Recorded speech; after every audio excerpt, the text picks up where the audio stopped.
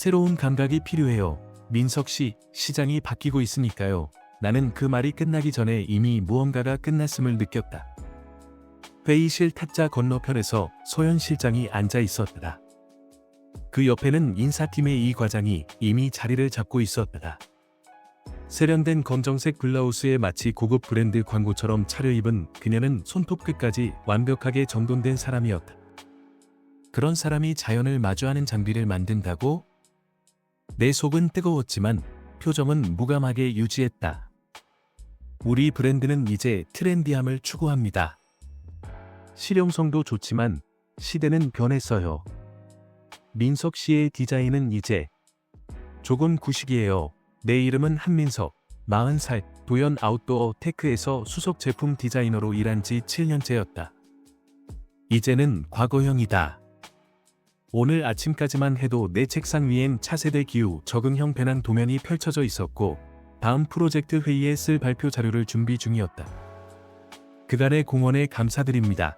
소연은 그렇게 말하며 퇴직 패키지를 내밀었다. 회사의 명예를 지키기 위한 최소한의 예의였겠지. 나는 묵묵히 고개를 끄덕이고 서류에 서명했다. 이미 예상했던 일이었지만 막상 현실이 되니 무언가 속에서 뚝 부러지는 소리가 들리는 듯했다. 내가 만든 설악 시리즈 백팩, 등산객들 사이에서 전설이 되었던 모듈형 방한 재킷 시스템, 국제 디자인 어워드 2개를 수상한 그 모든 것들이 단지 구식이란 말 한마디로 무시되었다. 나는 조용히 책상으로 돌아와 내 스케치북과 태블릿을 챙겼다. 그리고 아무 말 없이 사무실을 떠났다. 소연은 몰랐다. 그녀가 거절한 그 디자인들, 나는 그걸 포기한 적이 없었다. 내 시간, 내 열정, 내 이름을 걸고 만든 것들. 그리고 지금 그게 시작이었다. 퇴직 당일 집으로 돌아와 내 작업실 문을 열었을 때 벽 한켠에 걸려있던 오래된 사진이 나를 맞이했다. 나와 아버지가 함께 서 있던 젊은 날의 흑백 사진. 사진 속 아버지는 두툼한 가죽 앞치마를 두르고 손에 망치를 들고 있었고 나는 12살쯤의 얼굴로 그 옆에서 조심스럽게 나무를 다듬고 있었다. 아버지는 경북 봉화에서 수제 야영 장비를 만들던 사람이었다. 그 시절엔 흔하지 않았던 맞춤형 나무 프레임 텐트, 수작업 설계 배낭, 그리고 날씨 변화에 대응하는 원단 연구까지. 그는 말이 적었지만 언제나 이런 말을 반복했다. 기능이 먼저다. 모양은 나중이고 나는 그 철학을 고스란히 따라 자랐다. 서울로 올라와 디자인 전공을 하면서도 항상 그 말이 머릿속에 맴돌았다. 교수들은 말했지. 요즘엔 감성도 중요해요. 민석 씨, 나는 조용히 대답했다. 감성은 살아남은 다음입니다. 도연에 입사한 첫 해, 회사는 거의 망하기 직전이었다. 제품은 있었지만 구조도 사용성도 엉망이었다. 그때 나는 회사를 기능 중심으로 다시 설계했다. 그 중심엔 내가 개발한 설악 백팩이 있었다. 최적의 하중 분산 구조, 고산지 대용 흡습 방지 원단, 체형별 맞춤 스트랩 조절 장치. 3년 만에 판매량은 2배가 되었고 현장 전문가들이 우리 제품을 현장용이라 불렀다. 그러다 어느 날 CEO가 교체되었다.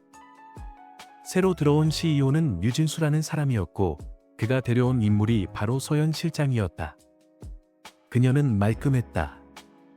세련됐고 프레젠테이션도 잘했으며 단 하나, 현장에서 단 하루도 장비를 써본 적이 없는 사람이었다.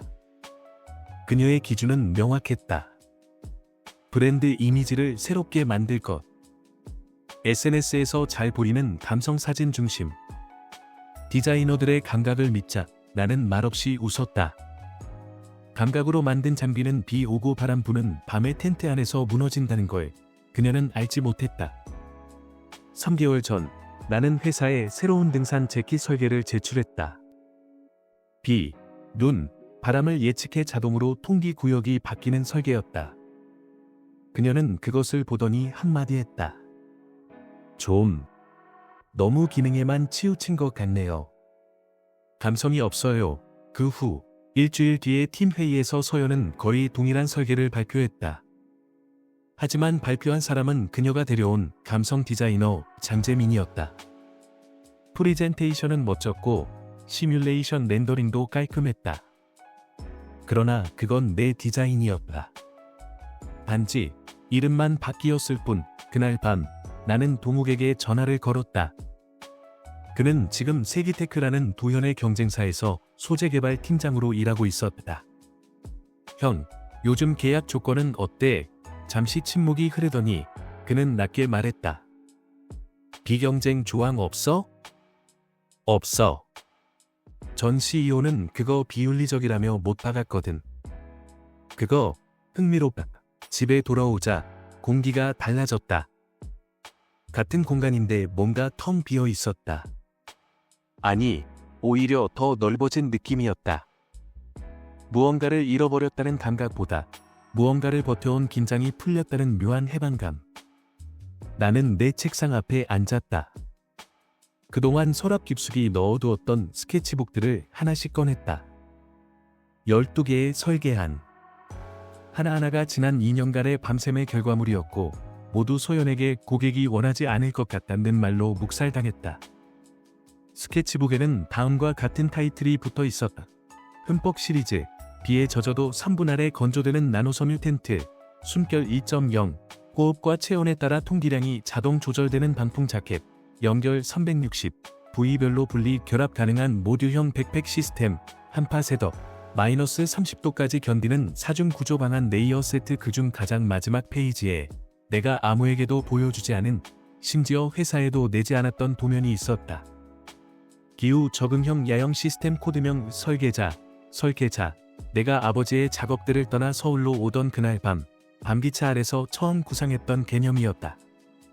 기온 변화, 습도, 풍속 등을 자동 감지하고 내부 구조를 스스로 조절하는 생체 모방형 텐트 시스템. 소연이 있었다면 이건 과도한 이상주의라고 말했겠지. 하지만 그건 꿈이 아니었다. 이미 시뮬레이션 단계까지 구현된 완성 직전의 혁신이었다. 밤 7시 전화가 울렸다. 민석 씨죠?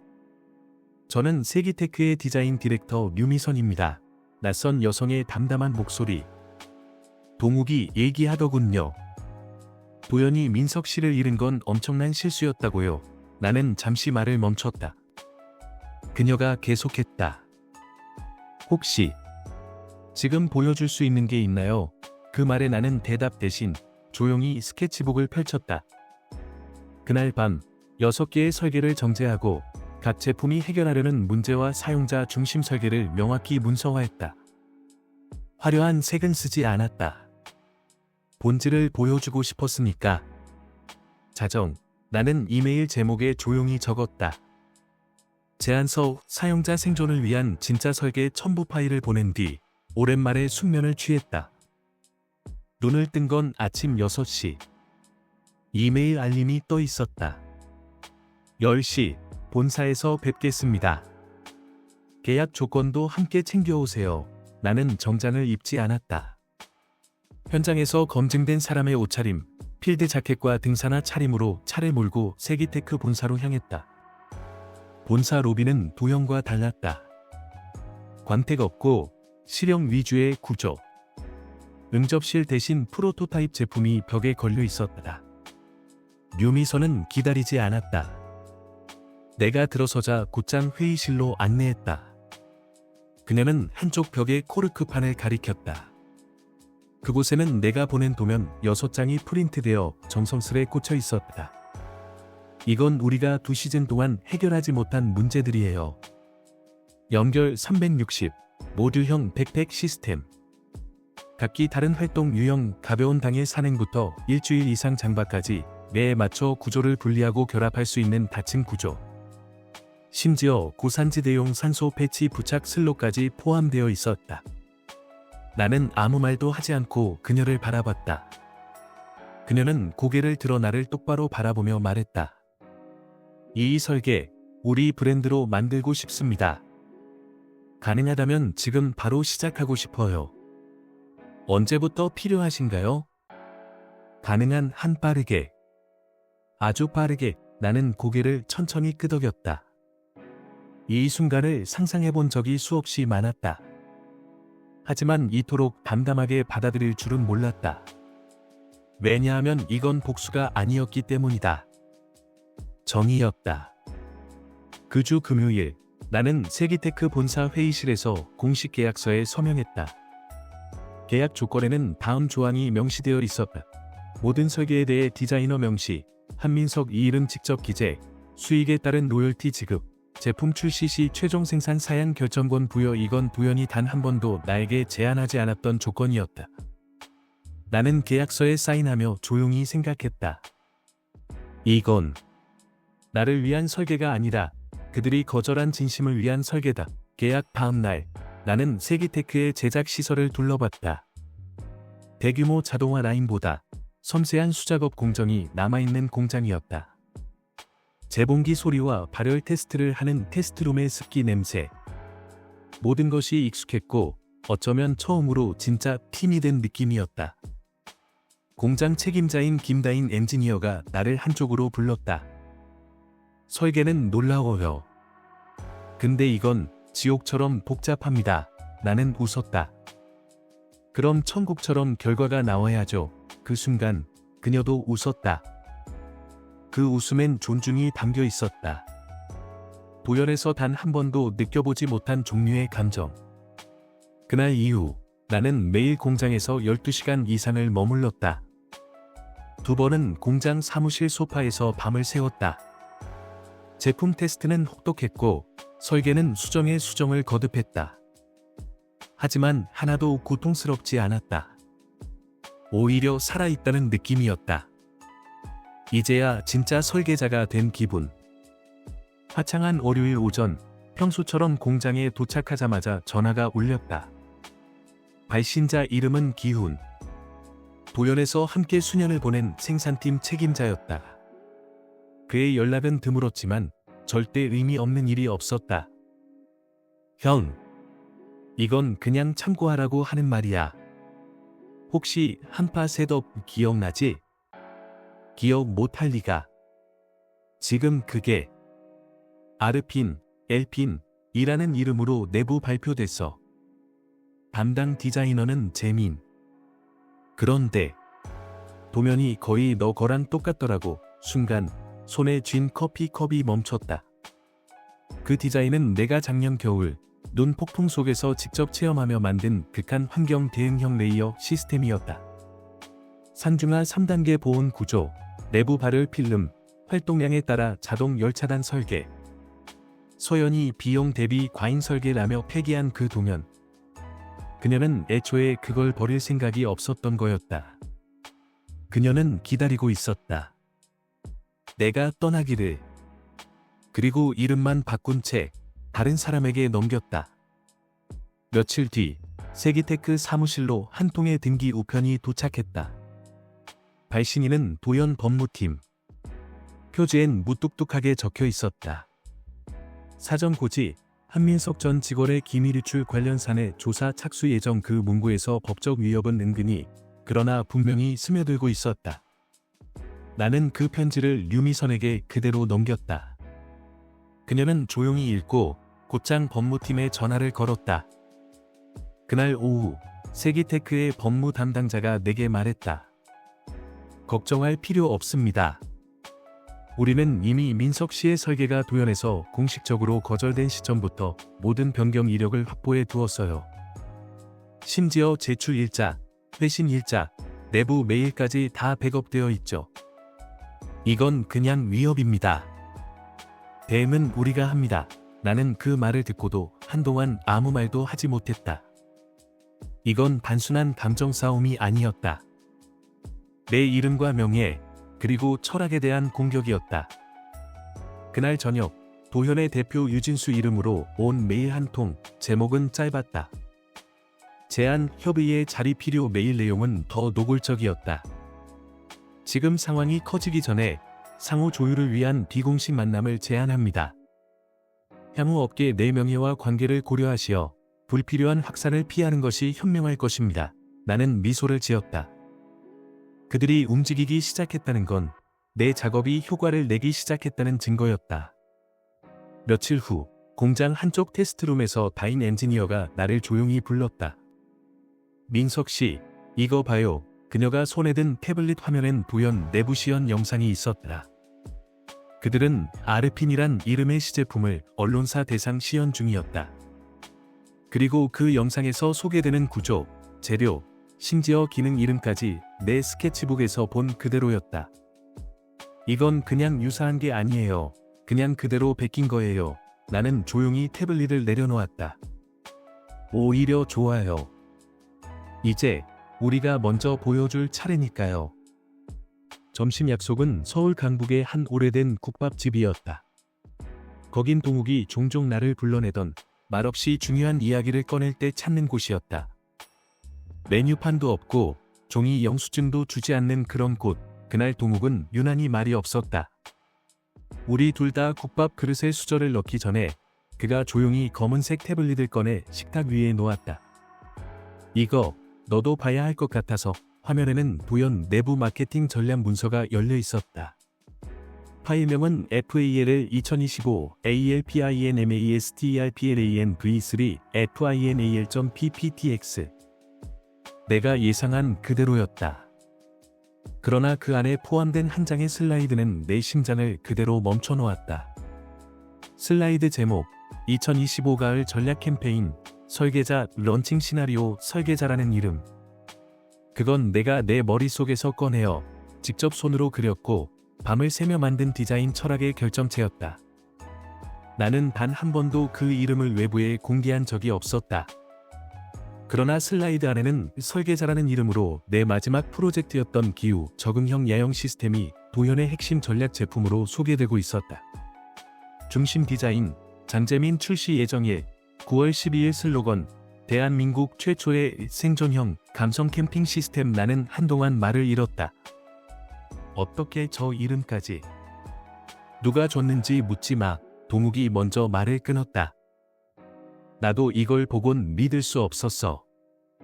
그 이름은 너밖에 안 쓰던 거였잖아. 설계자. 나는 고개를 들지 못했다. 뭔가 새고 있었다. 그날 저녁 사무실로 돌아오는 길 차 안에서 계속해서 머릿속을 맴도는 생각 하나. 이건 단순한 표절이 아니야. 누군가 의도적으로 이 정보를 유출했다. 누구였을까? 사내인가? 아니면 내가 공유한 자료를 누군가 몰래 넘긴 걸까? 서연이 이 정도까지 할 수 있는 사람일까? 그리고 또 하나, 왜 하필 설계자라는 이름까지 똑같이 썼을까? 도연은 그 이름이 내 안에서 얼마나 깊은 뿌리를 가진 존재인지 몰랐을 것이다. 그저 디자이너 컨셉 네이밍 정도로밖에 인식하지 않았겠지. 그러나 나에겐 그건 아버지가 물려준 철학, 그리고 내가 지켜온 존재의 이유였다. 이틀 뒤 세기테크 본사 마케팅 회의실. 나는 류미선 디렉터에게 정식으로 요청했다. 출시일을 앞당깁시다. 그녀는 고개를 들고 말했다. 가능은 해요. 대신 엄청난 속도로 전사적으로 움직여야 합니다. 자칫하면 제품 완성도에도 영향을 줄 수 있고요. 괜찮습니다. 그만큼 준비되어 있어요. 9월이 아니라 8월 12일로 런칭을 당겨주세요. 그녀는 한참 나를 바라보다 고개를 끄덕였다. 그런 프로젝트명은 이제 설계자 말고 다른 걸로 해야겠네요. 나는 웃으며 말했다. 아니요. 그 이름은 내 것이니까요. 우리가 먼저 세상에 내보냅시다. 설계자라는 이름 아래 나는 다시 설계자가 되었다. 세기테크의 각 부서에서는 프로젝트 전담 태스크포스가 꾸려졌고 내 설계는 부품별로 수십 개의 프로토타입으로 나뉘어 동시에 생산되기 시작했다. 나는 더 이상 아이디어만 내는 디자이너가 아니었다. 제작 일정표, 소재 성분표, 테스트 결과 리포트까지 손수 정리하며 하루 평균 16시간을 공장에서 살다시피 했다. 제품은 총 5파트로 구성되었다. 1. 설계자 텐트 기후 감지 기반 자동 환기 보온 구조. 2. 설계자 백팩 분리 결합 가능한 모듈형 수납 시스템. 3. 설계자 셀렉트 자켓 계절별 교체형 내피 외피 결합 구조. 4. 설계자 모듈 키트 충전 없이 작동하는 자가 발전 라이트, 정수 필터 등 필드 생존 도구 5. 설계자 어반 서포트 도시명 경량화된 변형 모델, 신규 확장 라인, 8월 1일, 첫 생산 라인이 완성되던 날, 나는 공장 구석에서 시제품 하나를 손에 쥐고 묵묵히 마감 박음질을 따라가고 있었다. 그때 노트북 알림음이 울렸다. 서현. 이름만 떠도 속이 묵직해졌다. 메일 제목은 간단했다. 주예요 민석 씨, 이건 당신에게 좋지 않습니다. 본문에는 단 한 줄, 우리 브랜드와 당신 개인의 신뢰를 고려한다면 지금 멈추는 게 나을 겁니다. 나는 조용히 메일 창을 닫았다. 답장은 하지 않았다. 다음 날, 세기테크 마케팅팀은 사내 전체 회의에서 공식 브랜드 네이밍을 발표했다. 프로젝트명, 설계자 시리즈 런칭 일정, 2025년 8월 12일 메인 문구, 디자인은 생존이다. 디자이너, 한민석, 공식 크레딧 포함. 사람들은 박수를 쳤다. 하지만 나는 조용히 목을 축였다. 이 순간을 오랫동안 기다려왔지만 그 기쁨은 달콤하지 않았다. 왜냐하면 이건 시작이었으니까. 8월 5일, 류미선 디렉터가 나를 따로 불렀다. 그녀는 종이 문서 하나를 내밀었다. 도연이 외부 협력 유통사에 전달한 RP 런칭 계획서 최종안이었다. 어떻게 입수한 것인지는 묻지 않았다. 문서에는 다음 문구가 포함되어 있었다. 해당 제품군은 업계 최초의 기후 적응형 아웃도어 시스템으로 자연과 도심 모두에서 사용할 수 있도록 설계되었습니다. 컨셉명, 설계자, 디자이너, 디자인 총괄, 잠재민. 나는 문서를 내려다보다가 말했다. 이름까지 가져갈 줄은 몰랐네요. 그게 내 심장인 줄도 모르고. 2025년 8월 12일 오전 8시 59분. 나는 세기테크 마케팅팀 회의실 벽면 한쪽에 설치된 대형 모니터 앞에 서 있었다. 카운트다운이 시작되었다. 10초, 7초, 5, 2. 오전 9시 정각, 세기테크 공식 홈페이지가 열렸다. 설계자 시리즈의 모든 제품군과 상세 기능 영상이 정식 공개되었다. 9시 3분. 서버 다운. 9시 6분. 복구. 9시 11분. 다시 다운. 9시 15분. 기술팀의 긴급 확장 조치. 9시 25분. 접속자 수십이만 명 돌파.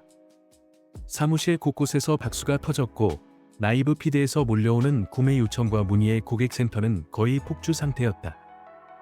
나는 잠시 회의실을 벗어나 옥상으로 올라갔다. 맑은 하늘 아래에서 나는 처음으로 고개를 들고 속삭였다. 이건 너희가 거절한 설계야. 하지만 이제 세상이 그 가치를 알아. 정호. 국내 최대 캠핑 유튜버 해백캠퍼가 긴급 라이브 방송을 열었다. 그는 직접 설계자 시리즈 제품을 개봉하고 모든 부품을 조립해 보이며 말했다. 이거 진짜 제대로 만든 물건입니다. 디자인 완전 기능 중심. 감성 같은 소리 하지 마세요. 이건 생존이에요. 그의 영상은 당일 오후 4시까지 52만 조회수를 넘겼다. 8월 12일 밤 세기테크 법무팀의 등기 우편 도착. 발신자 도연 법무부. 제목 상표권 및 브랜드 정체성 침해 경고 편지 요약. 기사가 2025년 8월 12일자로 공개한 설계자 시리즈는 폐사의 아르핀 프로젝트와 컨셉, 명칭, 디자인 등이 명백히 유사함. 이에 따라 상표권 및 디자인 저작권 침해 가능성 제기됨. 관련 제품의 즉각적인 유통 중단을 요구함. 세기테크 법무팀은 즉각 대응했다. 설계자는 2024년 11월 도연 측에서 공식적으로 기각된 프로젝트의 이름이자 컨셉이며 저작권 관련 자료와 일지, 회신 기록이 모두 보관되어 있음. 오히려 유사성을 따진다면 도연의 아르핀이 설계자를 모방한 정황이 훨씬 명백하다. 답변서 중 발췌 다음 날 민석에게 첫 공식 인터뷰 요청이 들어왔다. 매체, 아웃포스트 코리아 기자 박유진, 정확히 어떤 계기로 설계자 시리즈가 시작되었나요? 나는 조용히 대답했다. 누군가 제 이름을 지우고 제 디자인을 다른 이름으로 팔려고 했어요. 그냥 침묵하고 넘기면 편했을지도 몰라요. 하지만 그건 내가 만든 이유를 부정하는 거였죠. 제품보다 철학을 지키신 거군요. 그 철학이 곧 제품이니까요. 8월 15일 오전. 업계 최대 캠핑 커뮤니티 산 너머 캠프에 정체불명의 게시물이 올라왔다. 유출, 부연 아르핀 마케팅 문서 내부자료.zip 압축 파일 안에는 슬라이드 수십 장과 제품 렌더링 이미지, 내부 회의 녹취록 일부까지 포함되어 있었다. 가장 충격적인 건 그 안에 포함된 디자인 스케치 3장이었다. 그리고 그 3장은 내 스케치북에 있던 것들과 90% 이상 동일했다. 배치, 각도, 재단선까지. 단 하나의 차이점은 하단에 적힌 이름. 장재민 그날 오후.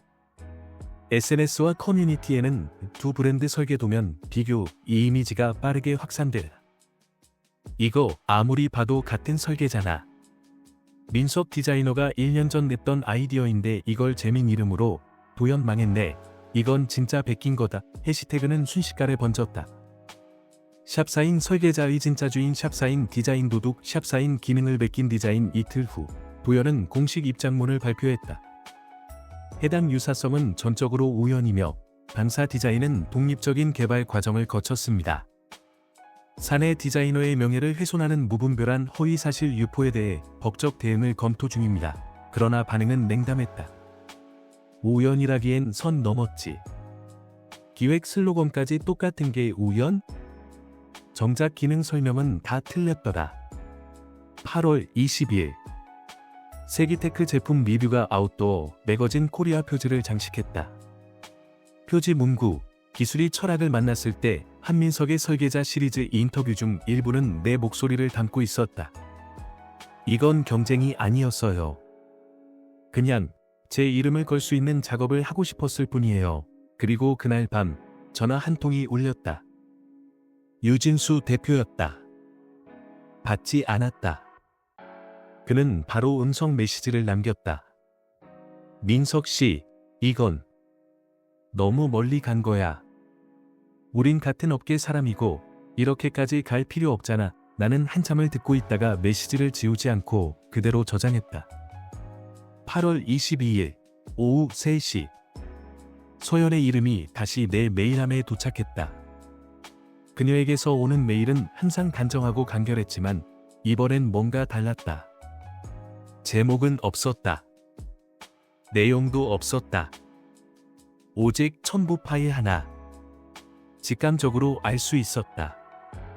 그녀가 무언가를 흘리고 있다는 걸. PDF 파일을 열자 부현의 내부감사실에서 작성한 3분기 임직원 활동 검토 자료였다.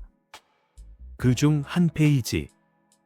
장재민 외부자료 무단 사용 정황 참조 출처 미기록 그리고 그 역 검토 의견. 설계자 시리즈 관련 내부 설계 파일과 유사성 높음. 나는 파일을 조용히 닫았다. 그리고 소연에게 처음으로 직접 답장을 보냈다. 이걸 나에게 보낸 이유는 뭔가요? 5분도 지나지 않아 답장이 도착했다. 지금 나는 더 이상 결정권자가 아니에요. 하지만 이건 당신에게 돌아가야 할 것 같았습니다. 그녀는 더 말하지 않았다. 다음 날 도연산의 공지. 장재민 직무정지. 내부감사 확대 조사 착수. 기자들은 곧 알아챘다. 그리고 그 주 주말 디자인 투데이 온라인 특집 기사의 헤드라인은 이렇게 떴다. 베낀 이름, 바뀐 책임자. 도연 내부에서 무슨 일이. 기사에는 익명으로 인터뷰된 내부 직원의 말도 있었다. 실제로 설계자라는 이름은 한민석 전 수석 디자이너가 내부에서 가장 먼저 쓰던 표현이었어요.